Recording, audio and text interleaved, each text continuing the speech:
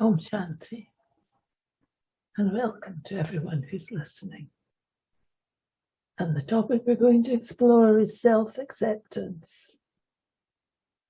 My name is Rose Goodenough, and I'm from Inner Space in Glasgow. I've been studying Raj Yoga since the early 80s and doing Raj Yoga meditation. It's a daily practice that has really changed my life for the better. And with me today is Marilyn Gordon. Om Shanti, welcome. My name is Marilyn and I have the pleasure of asking Sister Rose some questions today. And I've been also practicing Raj Yoga meditation since 1996, and it's changed my life too. So I'm looking forward to hearing Sister Rose's thoughts today on self-acceptance. Okay. So what does self-acceptance mean? It means being satisfied with your character as you are today. And what happens is it's a kindness to the self, to support the self. No matter what, no one else will support you in this way. You have to support yourself. Even though we have done or said negative things in the past, and people can find it difficult to accept themselves because of guilt. So guilt isn't going to take us anywhere, because whatever's done is done. I have to think, well, I'll check maybe how to not go down that same track again, because it causes us great distress that if we were to think, what caused us? Or what is it that causes us to feel guilty? It's because we like to get things right, which is very, very good. It's very good character. So you say, I wish I hadn't said that, and I wish I hadn't done that. So being rejected is a very negative experience. So we don't want to be rejected. But so why do we reject ourselves? Why are we hurtful to ourselves? So if you do reject yourself, you feel lonely. And this has been very, very hard on the self. This is the self being hard on the self. Okay. You were speaking about rejecting the self, and I think that's something everyone's probably experienced, and that probably on quite a constant level, just the self-talk is quite critical of the self. So that's like a form of rejecting the self. Could you say a bit more about why we might do that? Why would I be so foolish? It's like self-sabotage. Why would I reject myself and be so self-critical? I think because you might feel other people are judging you.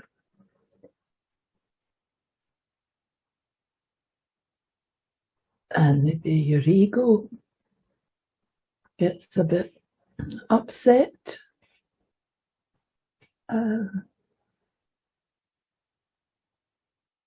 Because we like to kind of feel we're in harmony with others, and we hate to think we've made a mistake.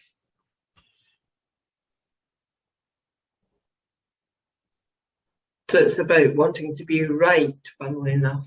Yeah. I get upset if I feel I'm not right. Yeah. So then I get critical. Yeah. Yeah. So it is a bit like punishing yourself. And also, if I punish myself, I'll be also hypercritical of others. And this is the path Raj Yoga encourages us to change those attitudes. But this can never bring positive change. Because to hurt yourself with negative thoughts cannot bring about positive change. Because it makes you even more anxious. And then you're even more anxious that others will be judging you as well. It's a two-way thing, the self and others. How I treat myself is the way I feel others will also treat me. And it's also the way I will also treat others. So it's vital that we get peaceful and accept ourselves today. If not now, when? And then day by day we can become more peaceful and understand more about who we are and make positive changes, choices to accept ourselves whenever or wherever you're at.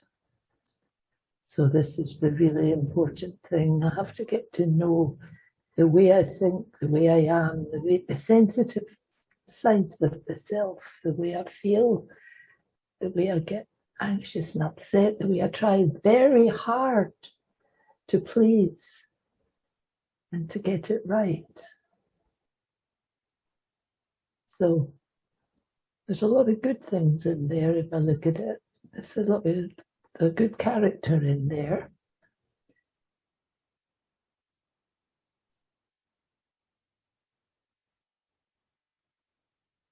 Everyone has faults. So over and over you should think not to cover up your faults. Show them to yourself. Because opening up like this means I will actually uncover nice things. There's a lot of nice things in the self. The very fact you get anxious if you make a mistake, there's a lot of goodness in that. There's masses of goodness involved. So if I could focus on the good that's in me, the sensitivity that's in me, that's rather wonderful. The wishing to get it right, the upset if I get it wrong, the trying so hard to do the right thing. By goodness, this is quite unusual, you know. So, how can I be sure of my strengths and qualities?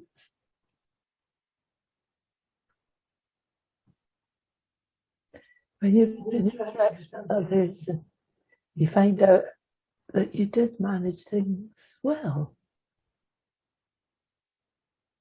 That's really a bonus. If things are awkward, you get a chance to see that you have many ways to adapt. It's important to look back and acknowledge your strengths, that you managed, you did this. So when I pay attention to my inner self and become more peaceful, I can enhance all my positive qualities. And so there'll be many, many positive qualities. There'll be gentleness and kindness and wishing to be helpful and useful and wanting to get things right. So don't hurt the self by getting upset when the self gets it even a little bit wrong. Love the self. Love the self. Okay? That was really interesting when you said that basically we're trying to be good, and so we cover up our faults, like we cover up our mistakes because we want to be good, but that's a form of ego as well. So how do I start to understand what it means to be properly good, not just look good, but actually from the inside and you seem to be pointing towards peace as the way. Yeah. Keep yourself calm. Anything that agitates or flusters me or makes me anxious is coming from my old ways. And so when I practice the meditation, I can understand that it's stillness and reassurance, reassuring myself, calming myself, keeping myself motivated and still, that will bring me that feeling of well-being.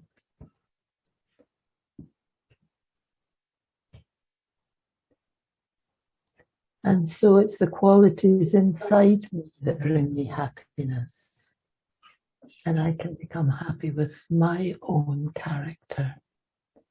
And I know I can find the things in me to adapt and cope in many, many situations. So should I feel okay about my weaknesses or strive to change them?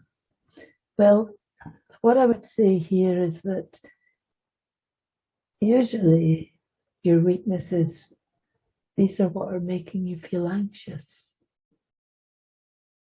So if we change our weaknesses into a more calm feeling, then you've changed them. That's all. Make your weaknesses more calm and peaceful. Look at them with a different look and just see where they're actually coming from. It is sort of wanting to please and wanting to get something right. And because I think I'm not doing that, I become anxious. So you have a choice to stay the same or change. So what do I change into? I change into just a more calm and sensible character. And it's meditation, if we're practicing meditation, that offers me the opportunity to change weaknesses into strengths.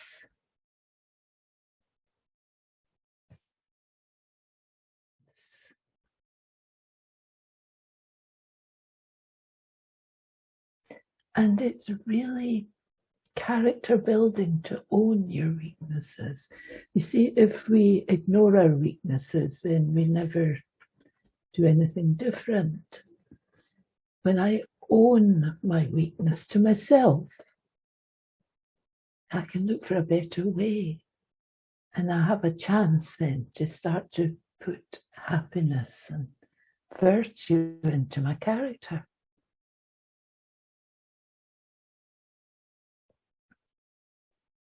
Because when we look at our weaknesses and we see how we can make a difference, because we can see how they make you fall and they hurt you, they make you anxious and concerned. So talk to the self. Teach yourself to talk to yourself inside. A wonderful way to do things. And then things is like, wow, I understand. Because I make a promise to myself. I say, oh gosh, I did never understand that. I didn't see that. So is it possible to learn? Can I learn to feel okay about who I am and my present state of being, how I am right now? It is great to see my weaknesses. What a relief. What a relief. Everything's okay. It's such a comforting expression. So everything is okay is so comforting. So no matter what I say,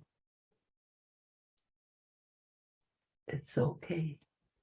It is okay.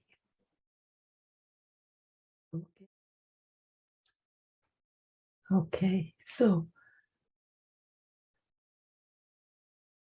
am I able to recognize the energy of pure love in the self and maintain that gentle, sweet vibration no matter what? And I think that I really, truly need to practice meditation, looking at the self in stillness. So if I cannot accept others, and I'm very critical of whatever I think they lack virtues and qualities, it shows me that I, the self, am lacking. So I have to develop tolerance and acceptance of others. No one is to blame for my feelings. So if I get upset by others, then I'm also lacking. I can only change myself. So no one else can change me. So if I refuse to change, then I'll just stay fine the way I am. So knowing myself will bring such inner strength that I can accept myself so that even external criticism won't have such a negative effect on me. So if I'm honest and humble, I can get a clear picture of myself. It takes a lot to actually take on board that which I sometimes see and I would rather deny. But the outcome is that if I can accept and become more peaceful, I can feel more happiness. And if I refuse, then I'll continue to feel anxious and try to please others and worried and have stress and tension about my own behavior.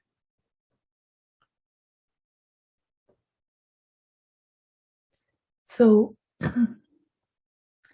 gossiping, rejecting, criticizing, I decide I can make that decision to leave those things behind. Because how can I stop pointing the finger at others and become the best I can be and not blame anyone else for my own shortcomings? When we think of it like this, it's quite an eye-opener. It's hard enough for me to observe and change myself without having to deal with trying to think others should also change, try to change them. They have to change themselves. That's the rules of Raj Yoga meditation. Okay. So we're talking about all the different positive things we can do. So why is it that I would want to get into criticizing and changing others? I'll answer that question for myself. Because it can hide all the things in myself that I don't like. It can make me feel better, at least we think it can make us feel better. Because I'm seeing faults in them, so I think, well, I'm not as bad as that. And this is going to take me nowhere. Further down the track, I would say, rather than up the track. So I need to really put some full stop to stop criticizing and trying to change others, because I cannot change others. How easy is it to change myself? How easy can I change myself? It's up to each of us to change our own self. There's no way I can change anybody else. I can be an example, but I can't get into their head and think and sit in meditation inside their head with them. They have to do it themselves. So I have to change myself and leave it to others to change their selves. Okay. So do you think it's like a symptom of not being able to accept myself, that I can't accept others, that I then criticize and judge and complain and gossip? Yeah. It's also ego, because I want to keep telling myself I'm actually better than they are. They've got more faults than I have. There's a lot of ego involved. And a kind of laziness and a sort of inside refusing to change, or feeling I don't really know quite how, or I'm not managing. Change can take a while. I have to be patient. It depends what it is I want to change, because remember, some things have been there for a long, long time. And they don't change just like that. Okay. So laziness is an interesting one. So you're saying really that I'm too lazy to have self-acceptance. Yeah, I suppose in a way, that's what I am saying. I want it on a plate in a way. I want... There's no effort. yeah, I want it just to happen. Yeah. So, and it doesn't just happen. So we are not too pleased with that. We think it should just happen like that, because that's how I want it to be. So it doesn't quite work when it's the emotional side of the self. I mean, it's easy to pick up something and put it down in a different place, so that worked. But to pick up a habit and think I can turn it around and put it back in and it's fixed, it doesn't quite work just like that. We would like it to, but I think it maybe doesn't. I think anxiety was something you talked about as well. It's such a problem nowadays for so many people. It's probably the most bought self-help book, or the most clicked on self-help talk is about anxiety. So you connected that as well with self-acceptance. It's like, instead of changing in a positive way through peace and self-knowledge, I try and change by almost punishing myself, thinking that if I'm just hard enough on myself, eventually I'll change. But that just makes me more and more anxious. Yeah. How can I wake up from that kind of cycle then of being so hard on the self, and yet not fall into laziness, which is you're saying is another kind of trap too, just wanting it to sort of magically all come good? I think it's different for everybody, but it's, if you want something enough, then you'll keep going till you achieve something. And I think in meditation, if you keep doing your best to sort out that which you want to sort out, and if you share with the divine, there's a good chance over and over, if you do this, that you'll get some clue as to how you're off in the wrong direction. And if you just change the direction that you're going in, you could have more success. And if we listen to spiritual teachings every morning, there's also a big chance that you'll start to see things and think, wow, this is the way for me.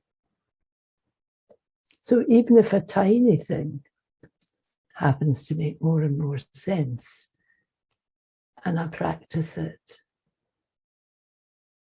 a little at a time, it starts to work, then it can bring me such good feelings. Okay. So you talked about the divine and sharing with the divine. Mm-hmm. You know, practically, what kind of things, what kind of conversation, how do you start up a conversation if this is quite new for you? The art of conversing with the divine. Well, the divine's a point of light and I'm a point of light. So we have that in common. And he's actually my father's soul. So I have that in common as well. And so if my heart is sincere and I really want to know something, I think it become a bit clearer to me if I start to have these conversations with that one.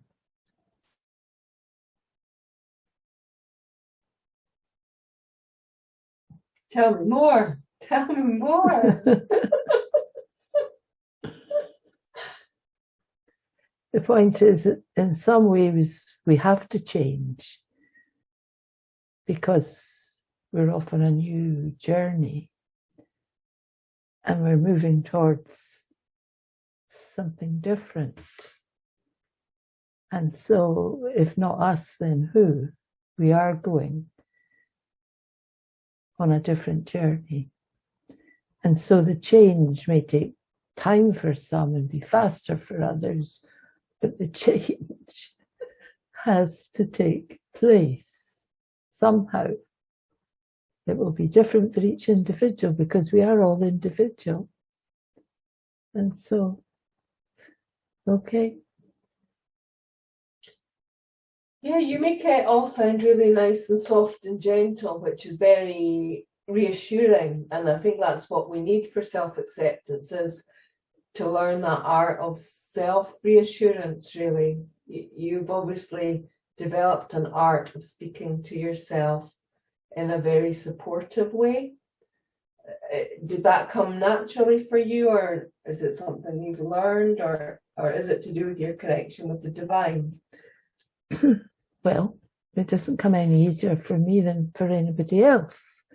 But I would say that the tougher the tests, the more dramatic the scenes that come in front of you, the only one you can turn to is that one.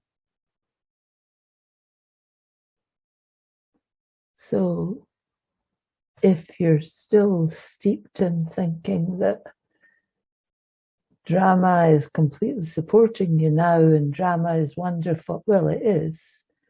But if you think that all is well and is going to continue being well forever, then it'll take you a long time to change. Mm-hmm. But I think if you happen to find that things can get very tough, and when you look around, no one has any answers. Mm-hmm. And so what do? You don't have answers. No one else near you has any answers.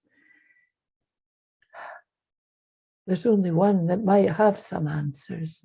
So when I listen to spiritual information and I practice meditation, I might find an answer here and there.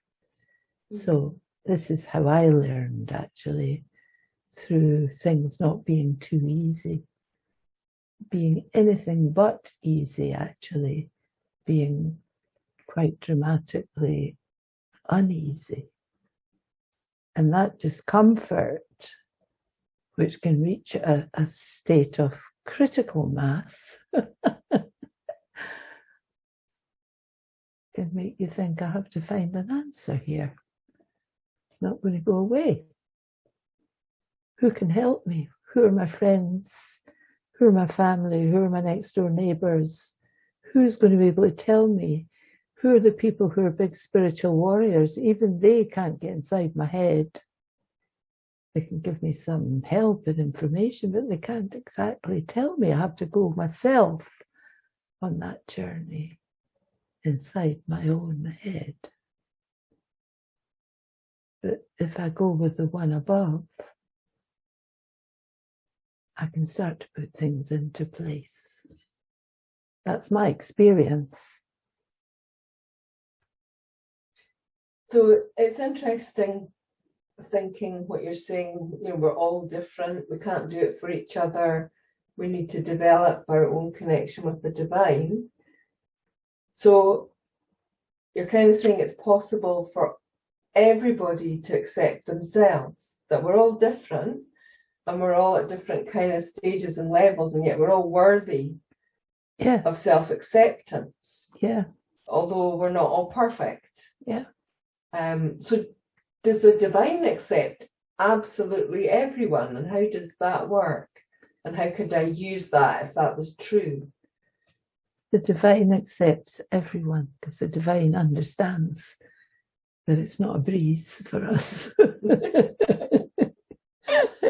to go back to being what we originally were is a challenge of challenges and accepts and will give every scrap of support if you're up for it.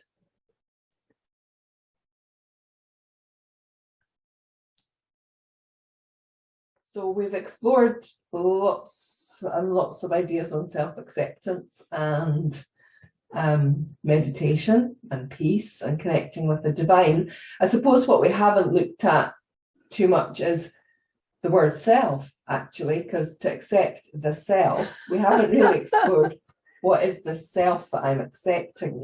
Is it a little box with this is me, I'm so and so, I'm this, I'm that.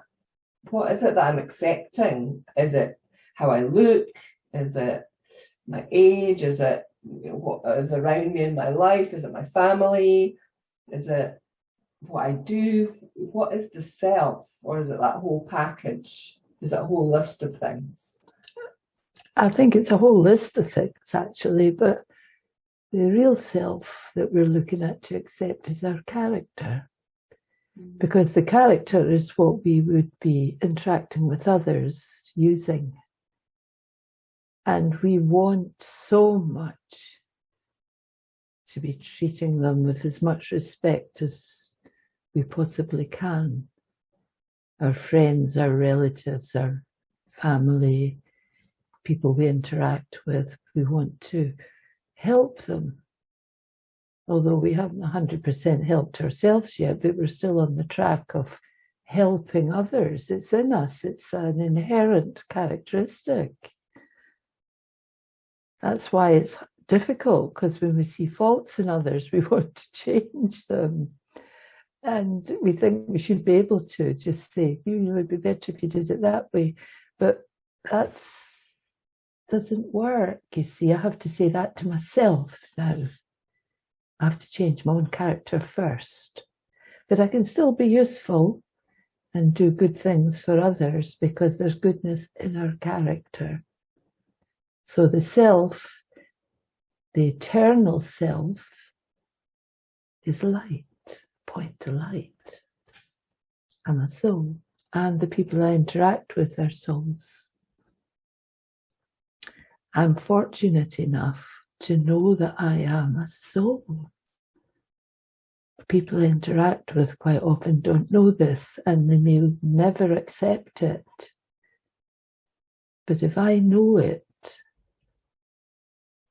I can treat them in a different way and see their dignity and see their really good energy. So this is Raj Yoga. I'm a soul, a point of light. And I've come from the soul world, and I've been on a long journey, and I've gathered so many bad habits. Now I want to get rid of them because they don't belong to me. So you would think it would be easy to get rid of them, but you see, they've been in there for a long time. But they will go. They will go. So for you then, rather than self-acceptance, it's more like soul acceptance, or it's the same thing, soul acceptance, accepting myself as a soul. Yeah. Is the key. But then as a physical being, also starting to accept that I'll make mistakes. And I'm not perfect yet, but my heart's sincere and I want to get rid of some of the things that are in my way. Yeah. So it's a balance, really. So if someone was having a really hard time and maybe they're quite new to meditation and there's so many different things that you've touched on today. There's being hard on yourself, there's being lazy, there's ego, there's blaming others. There's so much that it seems to pay attention to, and that peace is the key. But if someone was just really new to this, what would you say would be one or two just nuggets to go away and really think about and just keep churning over, pondering over every day? I would say to look at the fact that their energy in the center of the forehead, because all the thoughts and feelings and characteristics are recorded on that energy. And yeah, they won't pull them away from their physical persona, but it will point them in the right direction as to where their feelings are coming from. Okay. Once again, it seems really simple. And that's probably what's very attractive about Raj Yoga meditation, is the simplicity. Yeah. Because when I think of self-acceptance, it seems on one hand to be such a complex issue, because the self, people appear very, very complicated. Each of us so unique, so different, so complicated. And yet this solution that you're offering, that the Brahma Kumaris teaches, really, really essenceful and accessible, easy for anyone. Did you find that straight away for you? Did you think, wow, this is really, I could do this? Yeah, I think I did. Because people are so different. You cannot go down the track of where to go. Our characters are different. We always will be different. Our characters are unique. And you don't know how unique they actually are. Even people from your own family, they're different from you. They have different characteristics. And so you cannot go and start giving advice there, because you don't really know how they work. You don't know how yourself works. But one thing you do know is that we're all energy, and that all our characteristics are recorded on that energy. And if I stick to that, there's a good chance. Because I learned a lot of big, big things about myself in weeks. A matter of weeks, sitting in meditation, it was like, wow, never would have thought of that. Someone who had been my worst enemy, I suddenly had realization about how that worked. And people who completely dug their heels in and thought I was losing my plot, But I began to understand through sitting in meditation, because they could not take it on board. But some of these people actually came and did the course and found out they were a soul. But physically, I couldn't have sorted it out. I tried for years. I'd never could have been able to sort out people's characteristics, apart from the nice things that you see in interaction, smiles and pleasant and gifts and all that, parties and things like that. But the complexities of people's character, they're invisible. You can't really tell what's going on. But the fact you're a soul answers so many questions. Okay. Okay. Well, thank you very much for sharing today, Sister Rose, and I think that you have a beautiful meditation ready for us to finish. Yeah. So I want to thank everyone for coming, and I hope this has been useful. It's certainly been a delight to be talking to all of you. And so enjoy, and practice finding out about your real self, because you'll get a surprise, because it's very beautiful. Very beautiful. So again, thank all of you so much for being there. We're going to close with a beautiful meditation. Om Shanti.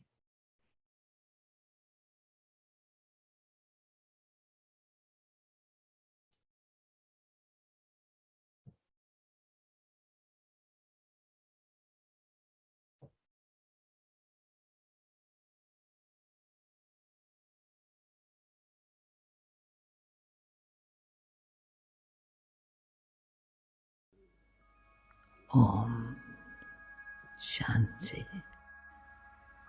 This is a meditation on self-acceptance. You are worth thinking about. Make time every day to be with your positive self and think about your inner resources. If you find it very hard to accept yourself, then you might experience arrogance or feeling worthless, critical of others, or anger. How can I have the willpower to change old thinking patterns? I only want to express positive values in my life. But it seems we need to relearn these values. And for this we need power. It is as if we don't know how to feel free and in control. So get to know your own self again. The real you is a beautiful soul. So set yourself free.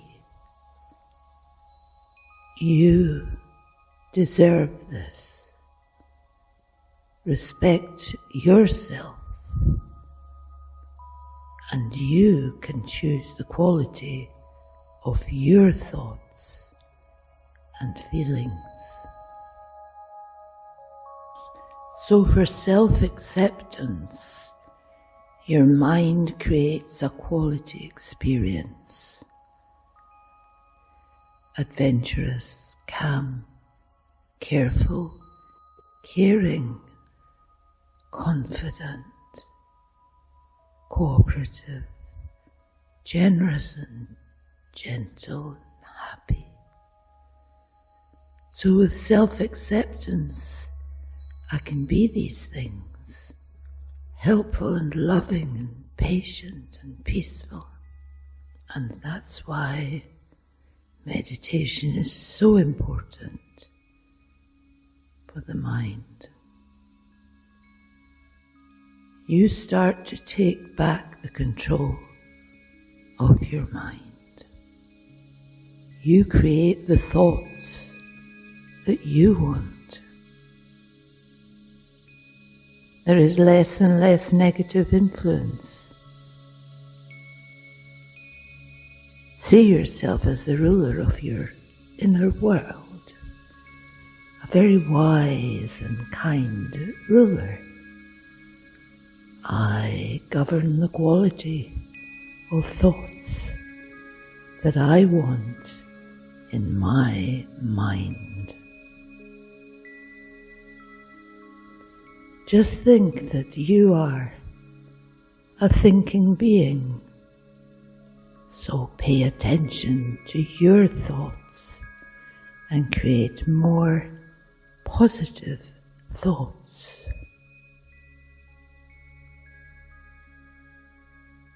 Self-acceptance.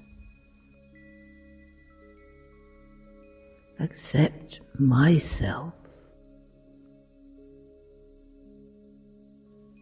Om Shanti.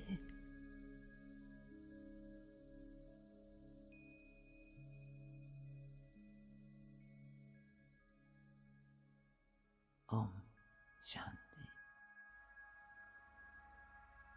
Self-acceptance. You're invisible,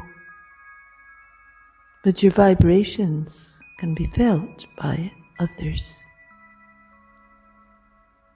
Your inner beauty shines through your eyes, and it can be heard in your voice. If you ever feel mistrust or that someone is not being honest, there is likely that you're feeling their vibrations. What is inner beauty? Your character reveals your real beauty. Bright, clear, gentle, kind thoughts create beautiful vibrations.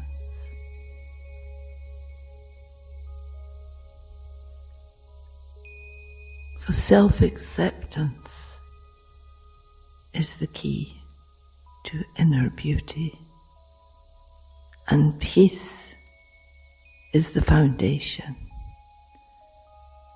So how can you grow your self-acceptance? Through meditation and an optimistic attitude, I can shift away from negative thoughts and learn to generate good feelings. Heavy thoughts make the mind uncomfortable, and I can become frozen inside. So self-acceptance is my inner beauty. I have to remember that I am the energy in the center of my forehead. I'm a soul. I'm a beautiful soul. So if I could be patient with myself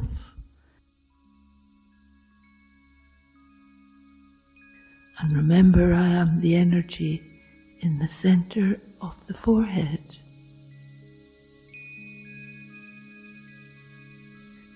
And remember to be the true self and choose to be beautiful.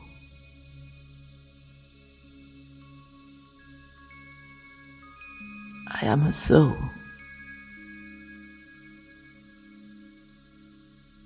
Teach myself to accept that I am the energy in the center of the forehead, the being of light, and this energy, the natural energy of my soul, is peace.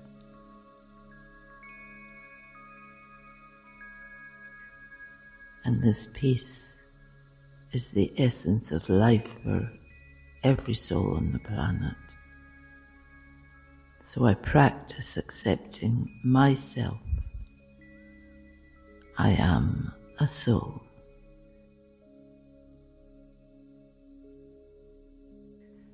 and I'm a child of the one above, the highest energy, the ocean of peace.